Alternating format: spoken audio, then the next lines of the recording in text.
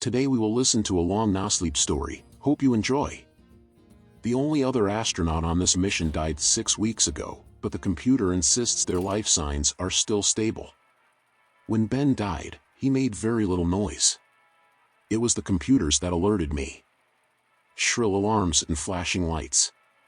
I hadn't even gotten out of my sleeping bag before my smartwatch had lit up with half a dozen messages about system failures. Astronaut 1 heart rate monitor failure. Astronaut 1 skin conductance monitor failure. Astronaut 1 VO2 monitor failure. The situation didn't sink in until I was shaking an unresponsive Ben. White eyes rolling back into his skull. Blood pooling in his ears like red jelly. Viscosity. Massachusetts. No gravity. It made me nauseous to look at. HQ would later say Ben died from an aneurysm. 1 in a million. A freak death that just happened to occur in low Earth orbit. So what now? I asked after all the panic had died down and the reality of my situation finally settled in. HQ sent me a rarely used or discussed document that outlined what I'd have to do. Bodies pose a unique threat in microgravity, it explained. All that order becomes disordered. What is solid turns to liquid. What is liquid turns to gas. First thing I needed to do was to put Ben's body somewhere that had no oxygen and was freezing cold. Somewhere he would pose no danger to himself or me. Isolated, but easily retrievable. The conclusion was obvious. I knew what they'd suggest before I even reached that part of the booklet. It happened so fast that Ben was still warm when I put him in the special bag designed to endure the vacuum of space.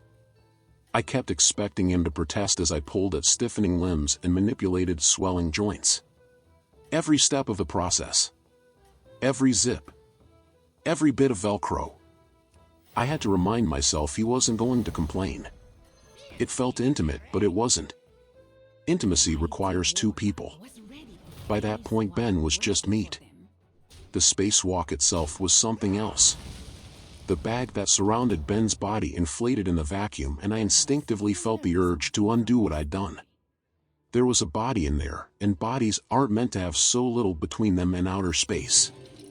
When I touched the bag, I could still feel him beneath the paper-thin material. The crease of an elbow. The bump of his nose. By the time I reached my destination, his body already felt brittle. Attaching him to the station was easy enough, on a technical level. Leaving him there went against every instinct I had. After that there was no pretending he was coming back. A day later and I began to pack his things away. There was a catharsis in it that I found calming. I catalogued his belongings with thin detachment. Most of his things were dry and uninteresting. Photos of him with a dog. A copy of a Michael Shea book. A certificate of excellence from NASA that he received when he was 10. He discovered a comet, he told me during our first meeting. Backyard with a telescope. NASA let him name it and everything. That was how he knew he wanted to be an astronaut. Described it as a calling. Ben was like that. A real-life Boy Scout. In life he'd had no edges. You'd think given our history we'd be close. 2 men selected based on extensive psychological profiling. Together we had simulated multiple missions to Mars. 2 on the ground. 1 in space. All of them highly secretive. An official mission to Mars was meant to be next, at which point the whole project would be made public. But the key to having 2 people work together, alone, for nearly an entire year isn't to find 2 guys who are best friends forever. It's finding people who won't grate on one another. Neither hate nor love. 2 men who enjoy their own company, but don't mind one another. Ben and I had become acquainted over all that time together, but it wasn't like we were brothers in arms. We worked so well precisely because there was no meat to the friendship. No stakes. Nothing to argue over. To me, Ben was a nice guy, but that was all. I figured he was plain and simple all the way down. No dark secrets. No real problems to speak of. The journal changed that. It was taped to the inside of a panel of a computer at his workstation. He must have hidden it close to his things, somewhere out of sight but easily retrievable. Frayed leaves and yellowed pages, like some ancient artifact. Last thing I expected to find in a space station. I almost mistook its leather cover for some sort of personal Bible, the sort of well-worn tome held up by a preacher making exclamations about the devil, but its insides were handwritten, and hardly in keeping with a Bible. Scribbles. Shapes. Phrases repeated and dissected. Some of it was even in binary. It seemed like the ravings of a child or a lunatic. I thought it was maybe a mindfulness exercise. Empty-headed doodling to help him get his head straight during stressful moments. But that didn't explain why he'd hidden it, and why the numbers and pages seemed strangely organized. I don't know how to describe it, exactly. Except to say there was the vague impression that it meant something to the person who'd made it. Every last gram on a shuttle is accounted for. What you bring up with you, it can't be some random crap you want last minute. Ben would have had to clear the journal. I'm assuming he kept the contents secret. One look at what he'd been writing and NASA would have had him in psych eval before the end of the day. But the book's size and weight would have had to be logged and accounted for. It could not have gotten on the station by accident, so I knew immediately that Ben had wanted it for something. I studied it for over an hour trying to figure out what that was. Flicking from one page to the next, glaring at rows of numbers, strange fractals, something that looked like a cross between an eye and a textbook drawing of an atom. Given the way his writing and art skills developed throughout the book, I began to suspect he'd been adding to it since his childhood, which was just another layer to the growing mystery. I thought I was never going to get any insight into the book until, about 3/4 of the way through, I came across yet another page filled with rows and rows of numbers. Only this time one of the strings was underlined and a single word had been scratched ragged and angry next to it. The only bit of English, or any human language, in all those pages. The only thing written in a way that could make sense to a living human. The word itself made me stop dead in my tracks. Made my blood run cold. 1703180426636 aneurysm. The suspicion that came over me felt like a kind of madness. I told myself I had to be nuts when I checked the data from Ben's biomonitor, that I had to be crazy to even entertain the notion, but the information recorded by several different machines confirmed it. Ben's exact time of death was the March 17, 2018 0426 hours and 36 seconds. I don't think I moved for a good 15 minutes after that. Just stared at the data as my mind worked its way around a giant, impossible realization. Ben knew he was going to die. Of course I tried to rationalize this. Anyone would. I came up with half a dozen reasons he'd written what he'd written. None of them were comforting, although they at least fit in with a more rational worldview. Take, for example, the idea that Ben had killed himself at that exact moment in time to meet some sort of prophecy he'd scrawled days or even hours before. Was that a good thing? What did it mean for me? Ignore the logistical issues. What poison can be timed to the second? Let's just say that's what he did. That left the hair-raising question of why. And there was no comfortable answer that I could see. Of course I went through that book with a fine-tooth comb looking for any more clues. I wish I hadn't.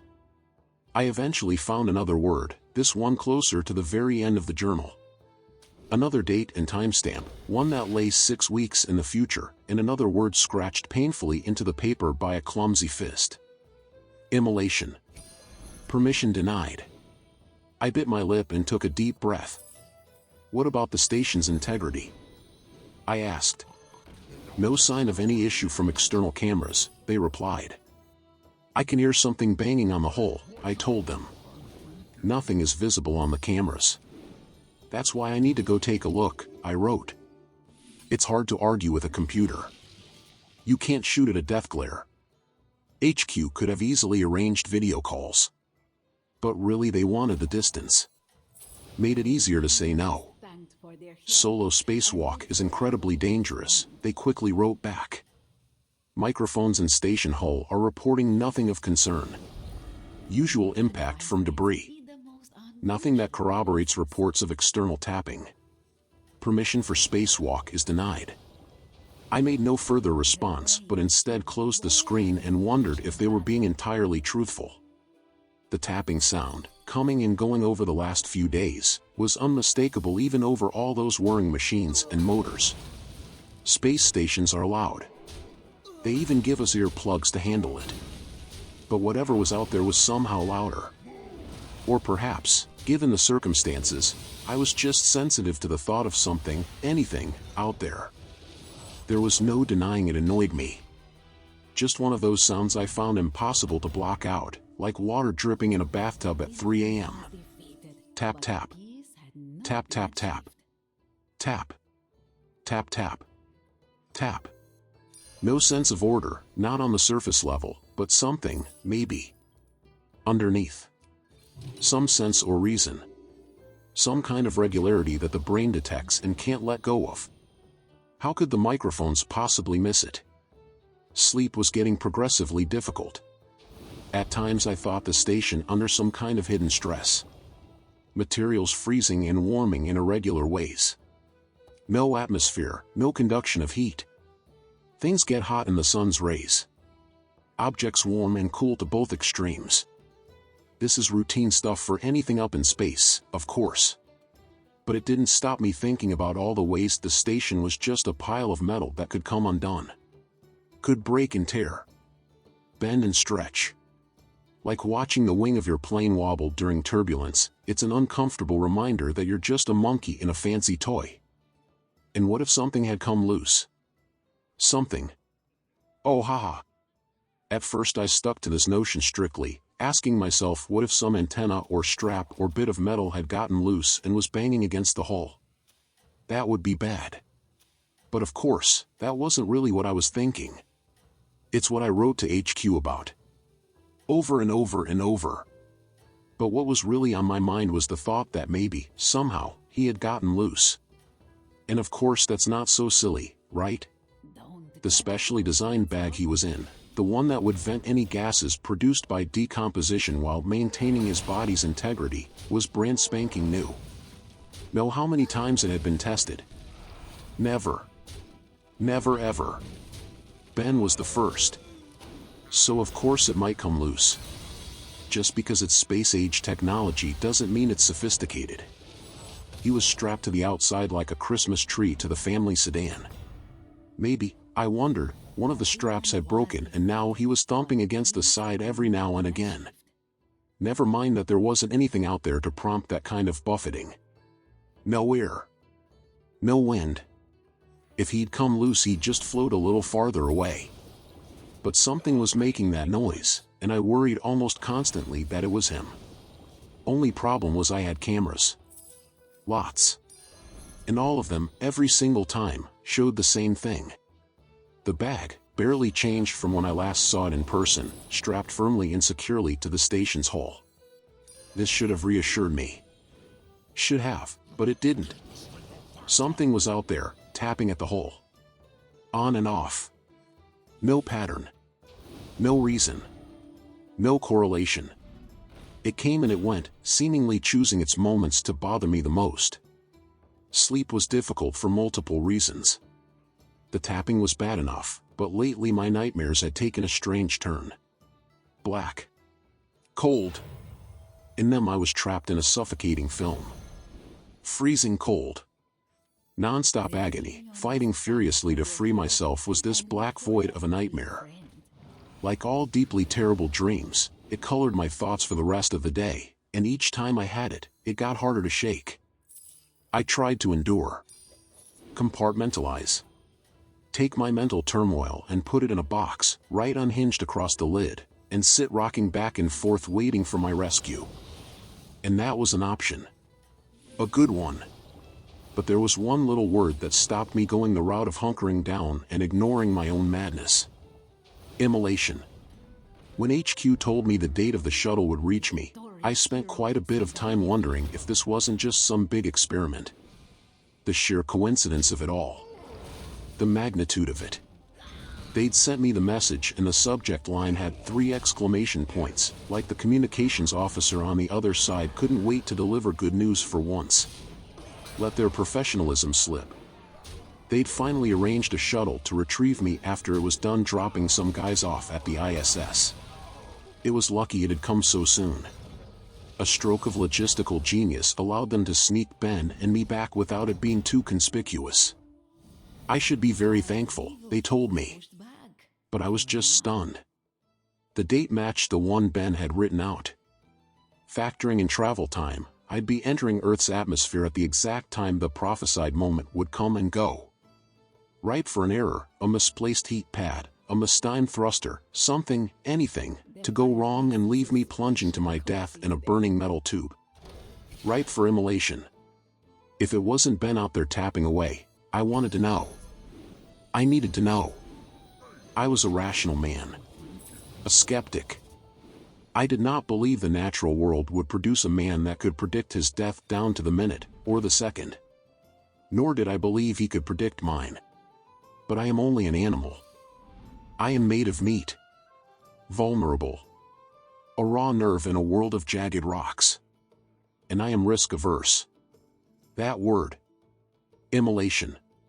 Not random. Not chance. Up in the void surrounded by pure oxygen, fire was a constant risk. Ben's little numbers loomed large in my mind.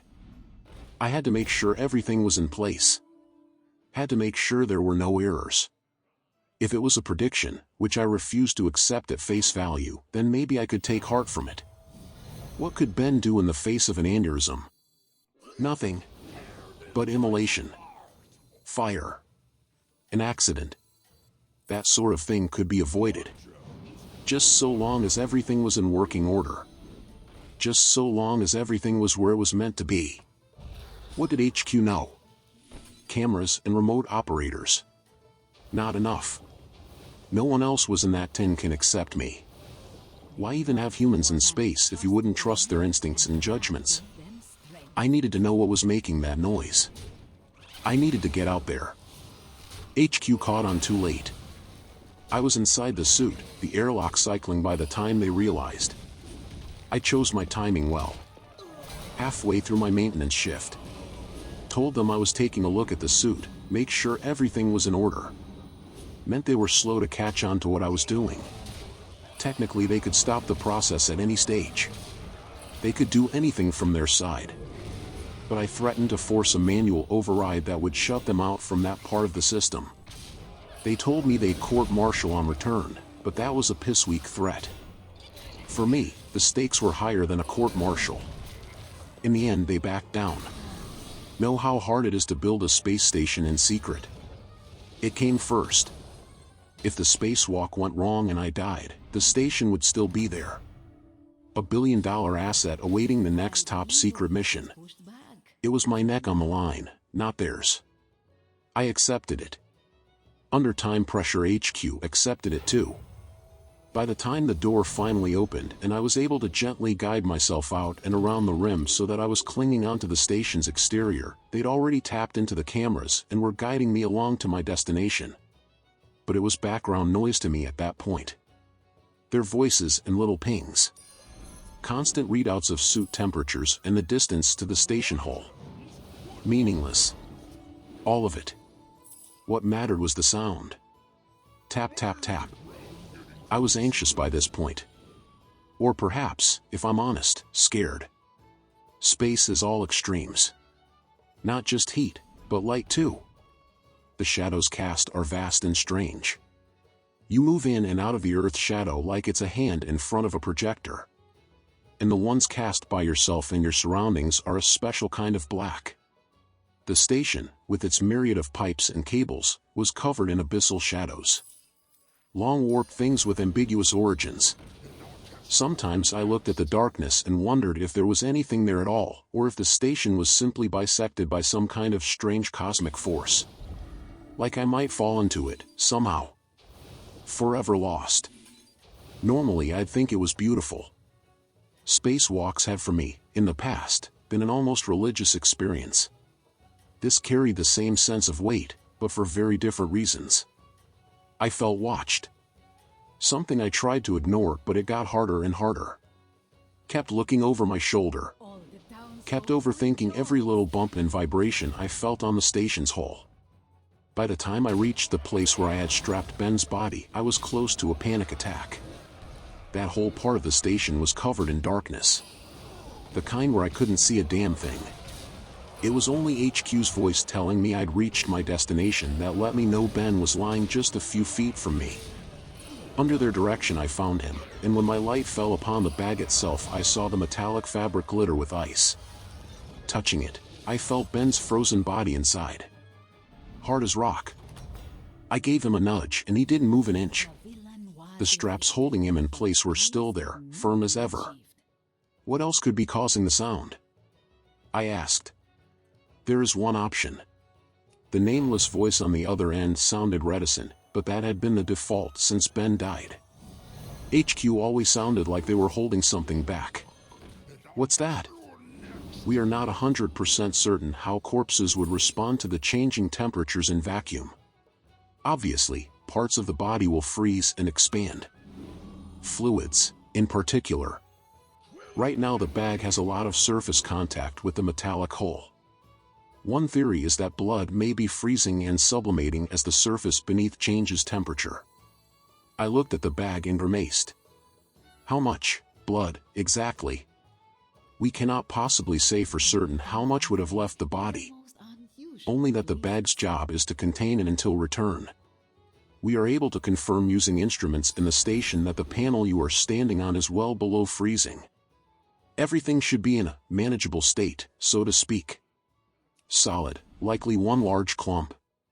They replied, and then after a moment they added, you wanted this. It would be a waste of resources now that you're out here not to investigate further. You need to look inside.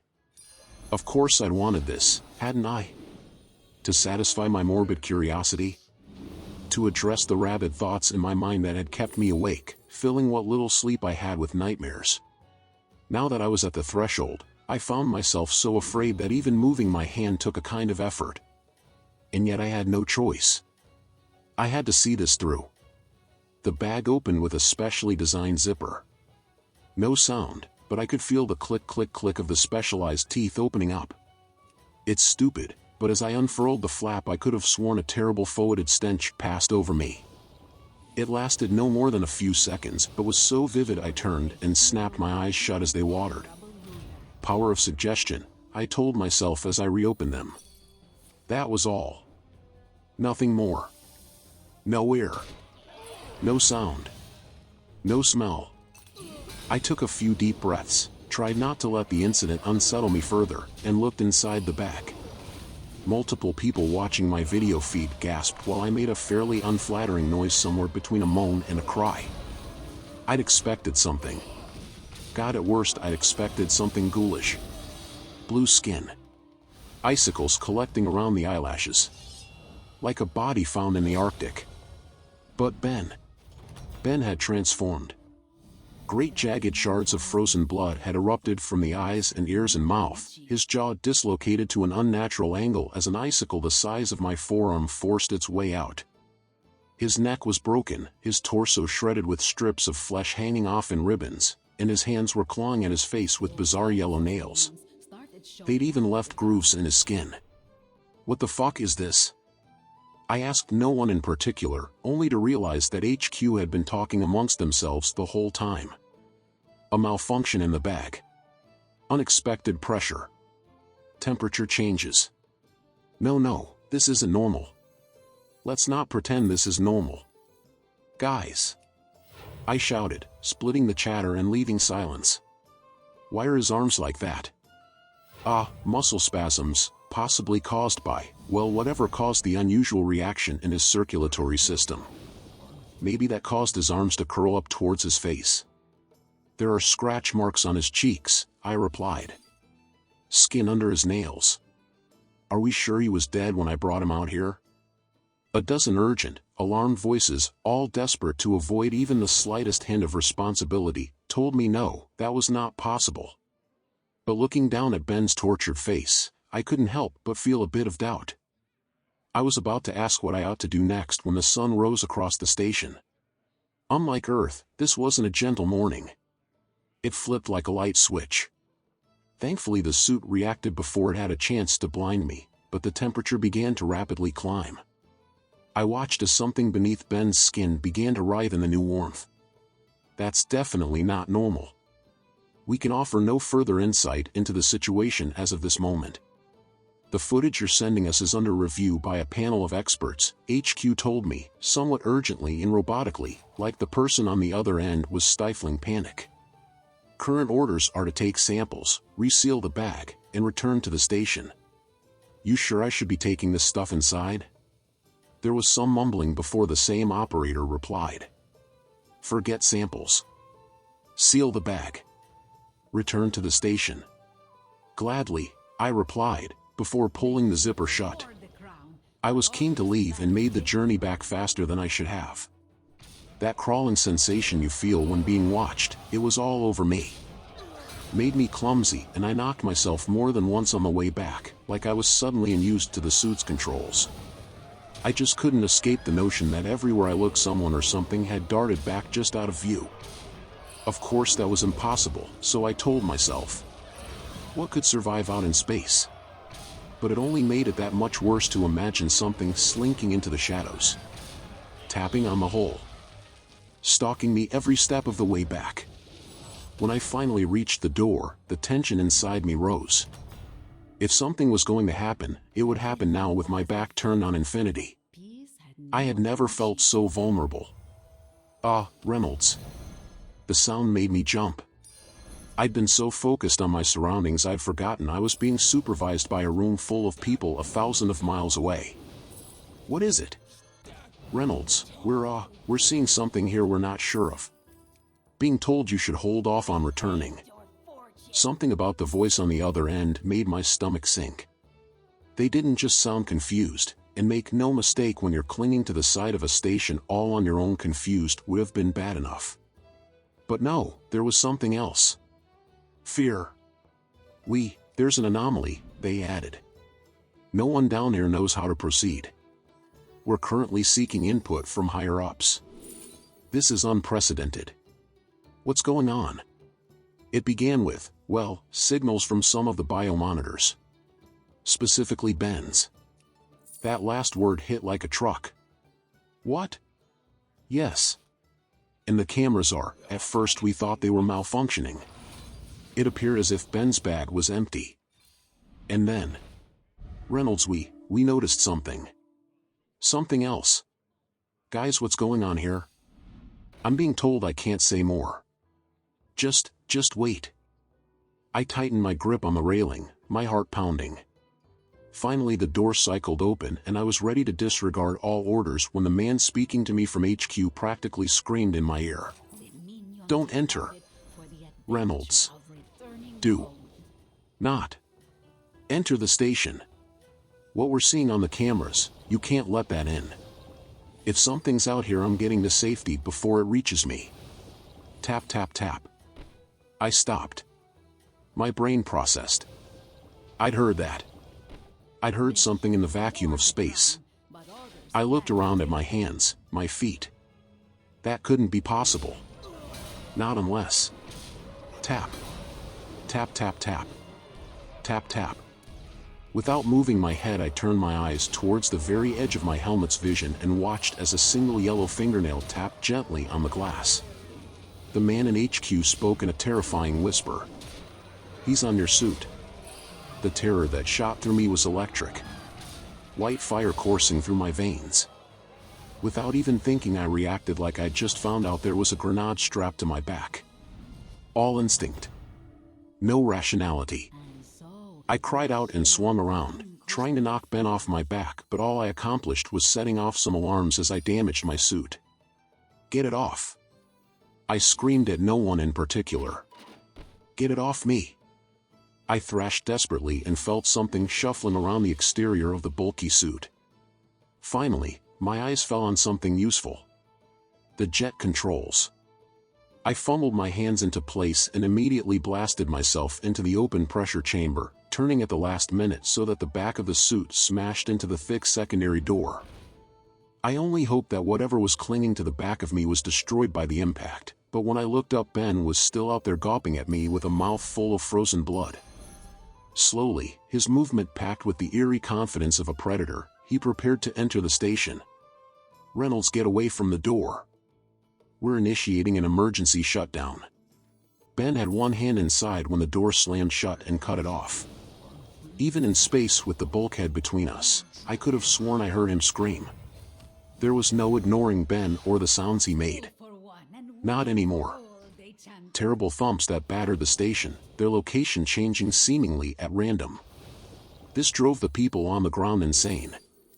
Oh, I'd heard my fair share of rationalization over the last few hours. Been sent books worth of written material from every type of expert you could imagine. Ever since my colleague's death, I'd been wrestling with all sorts of bizarre thoughts. But after the spacewalk, it was like they'd spilled out of my head and were now terrorizing other like-minded skeptics. Try as they might, no one in HQ could make sense of it. But they didn't have the journal. After what happened during my spacewalk, it became a priority for me to figure out what the fuck was going on. Those numbers Ben had recorded weren't gibberish. I'd sort of known that from the start. To read them was to feel like you were reading another language. Something secret and hidden. And while I never cracked the code, not even now after all this time, I did figure out where Ben had found it. Light. The trick was to dig deeper into Ben's research. Specifically a pet project of his he'd spent nearly his entire life chasing. A little comet, a ball of ice, way out in the Kepler belt close to where the solar system abates and the great cosmic void begins. Something small and insignificant that rotated and shifted and occasionally caught the sun, bouncing photons right back at us. A glittering snowball so faint as to be invisible unless you happened to look at the right place at the right time. Like Ben did, when he was just 10 and playing with hobbyist Dad's backyard telescope. A light in the darkness. A light that spoke to a few instruments Ben had adjusted to record each little emission. Flash on. Flash off. Flash on. Flash off. Flash on. Tap. Tap. Tap. Binary to hexadecimal, and from there. God, something else. Something that spoke to him. Something out there had spoken to him. I don't know what scared me more. The sound of a reanimated Ben pounding away at the station, an imminent all-too-near threat. Or the thought of something in the void whispering unknown secrets to a man for the last 2 decades. An idea that occasionally rose over me like the tide, swallowing me whole if I dwelt on it for more than a few moments. I never did figure out what the transmission was saying, but I was transfixed nonetheless. Not just by Ben's little journal that contained hundreds, thousands, of handwritten records. But the live transmission he had set up on his computer, the one he'd converted into a sound. It was like an earworm on steroids. Like white noise made of acid, a flood of alien ideas that left me confused and drooling if I listened for too long. All told, I spent no more than a few days with access to that transmission, and by the end I felt like I was on the verge of melting away.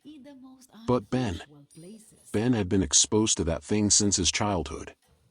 Spent years and years listening and recording and waiting, working towards something none of us could really hope to understand. I had to assume that transmission was responsible for his death, and even worse, what had happened to him afterwards. Had it always been the reason for his coming to space? Had the Ben I'd known just been a sham? The sound, the light coming from out there. It felt wrong. It wasn't a gentle lull or a siren's pull. It was dark and overpowering. Why had he given into it? Why had he done everything it wanted? How much of his life had been lived because of its needs and wants? One thing I could be sure of as I spent days listening to Ben's furious rampage on the exterior of the station, whatever had spoken to him. It was hostile, and it couldn't be allowed to come back with me. Reynolds, I'm being told this is going to be a bit of unconventional pickup. I scoffed as I finished suiting up. That was an understatement. What did they tell you? I asked as I pulled the helmet down and initiated the door's opening sequence. There are concerns about contamination, the pilot told me. Not sure what that means. Didn't say if it was biological or chemical. All sounds a little weird if you ask me. But we're meant to pick you up mid-spacewalk. Is that right? Yup, I replied. Huh, You up for that? We're told we can come about 200 meters away, but you'll have to close the rest with the suit's thrusters. Gonna be something else for you. Untethered journey from one vehicle to the next. It's never been done before. I'm well aware of the risks, I said. Just keep your eyes peeled. This time it was his turn to scoff. For what? He cried. You'll know it when you see it. I made the journey with my back to the shuttle, floating in the wrong direction at a slow but consistent speed. My eyes glued to the station, looking for some signs of Ben. There was the occasional flash of something red, a slight shimmer of movement often obscured by some of the station's panels and antennae, that let me know he was still on the exterior, skulking around somewhere. So long as he stayed there, I knew I'd be okay. But the entire time I kept waiting for the other foot to drop. For the tension to finally explode into that life-threatening danger I knew was waiting for me. It came as a surprise when I finally approached the shuttle without incident. Pilot told me I was a few meters away and it was time to turn around, so I did, drifting around as gently as a diver returning to the surface. I had my back to the station no more than a few seconds when the pilot grunted. Huh. That's odd. He sounded nonchalant, but the object that hit me was anything but minor. Ben, uninterested in making the journey safely, had launched himself off the station as fast as he could. And with no way of slowing down, he hit me at full speed, slamming me up against part of the door frame and sending us both tumbling out into the void before anyone had even had the time to register his attack. This time he was not letting me get a door between us. He scrambled over my suit like a deranged insect, one that I desperately tried to swat away as the great void spun around us both. Stars turned to lines, the shuttle swooping past my helmet's field of view in almost random directions.